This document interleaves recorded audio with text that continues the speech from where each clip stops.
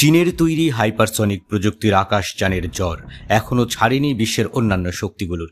এর মধ্যে নতুন করে মাথা ঘোরার মতো বাড়তি আপদ যুক্ত হয়েছে দেশগুলোর। এর নামও ফেইতিয়ান 2, চীনের নতুন হাইপারসনিক ক্ষেপণাস্ত্র। বলা হচ্ছে এটি শুধু ক্ষেপণাস্ত্র না, বরং সেটার চেয়েও বেশি কিছু। অন্যান্য ক্ষেপণাস্ত্রের মতো আঘাতের মাধ্যমে ধ্বংস হয়ে গেলেও বিষয়টা তেমন না। আঘাত করে ফিরেও আসে এই ক্ষেপণাস্ত্র এবং পুনরায় ব্যবহারও করা যায়। এটি গতিবেগ 12 মার্ক অর্থাৎ ঘন্টায় 14,817 কিলোমিটার পর্যন্ত ছুটতে পারে। র্যামজেট, স্ক্র্যামজেট ও ডাকটেড প্রযুক্তির সমন্বিত রূপের ইঞ্জিন এই ক্ষেপণাস্ত্রে আছে বলে সংক্ষেপে একে RBCC ইঞ্জিন সম্বলিত ক্ষেপণাস্ত্র বলা হয়। অর্থাৎ এটি প্রথম রকেটের মতো উৎক্ষেপিত হয়, পরে মাঝপথে গিয়ে গ্লাইড করে লক্ষ্যবস্তুর দিকে ধাবিত হয়। এটি পরিচালনায় কোনো তরল অক্সিজেন লাগে না, বরং বিস্ময়করভাবে কেরোসিন ও হাইড্রোজেন পারক্সাইড দিয়ে এটি চলে। চীনের বিজ্ঞানীরা এবং দেশটির রাষ্ট্রীয় সংবাদ মাধ্যমগুলো দাবি করছে ক্ষেপণাস্ত্রটির পরীক্ষামূলক উৎক্ষেপণ সফল হয়েছে। ফেইতিয়ান 2 নিয়ে ভারত সহ পশ্চিমা বিশ্বের চক্ষু চড়ক গাছ। কেননা হাইপারসনিক ক্ষেপণাস্ত্র বিশ্বের নতুন না, সমরবিদ্যায় এগিয়ে থাকা সব দেশই এই নিয়ে ঘাটাঘাটি করে। কিন্তু চীনের আলোচিত এই ক্ষেপণাস্ত্র লক্ষ্যে আঘাত করে ফিরে আসে, যেটি বিশ্বে প্রথম।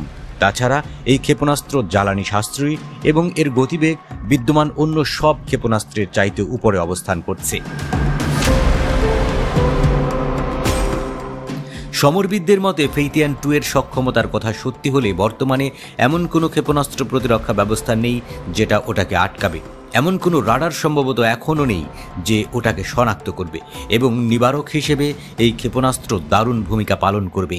মজার বিষয় হচ্ছে ফেইতিয়ান 2 এর স্রষ্টা নর্থ ওয়েস্টার্ন পলিটেকনিক্যাল ইউনিভার্সিটি। এই প্রতিষ্ঠানের উপর যুক্তরাষ্ট্রের নিষেধাজ্ঞা রয়েছে। এমনকি এই প্রতিষ্ঠানের শিক্ষার্থীরা উচ্চতর শিক্ষার জন্য যুক্তরাষ্ট্রের ভিসা প্রাপ্তির থেকেও বঞ্চিত হন। এমনকি গবেষণার ক্ষেত্রে যুক্তরাষ্ট্র থেকে সহযোগিতা প্রায় বন্ধ হবার পথে এই প্রতিষ্ঠানের জন্য। এরপরও কিভাবে বিস্ময় জাগানিয়া ক্ষেপণাস্ত্র তৈরি করে ফেলল এই প্রতিষ্ঠান, এই নিয়ে জল্পনা কল্পনার শেষ নেই। এমনকি এই ক্ষেপণাস্ত্র তৈরির যাবতীয় সরঞ্জাম এবং যন্ত্রাংশ কোথা থেকে পেল তারা, সেটিও প্রশ্ন তৈরি করেছে।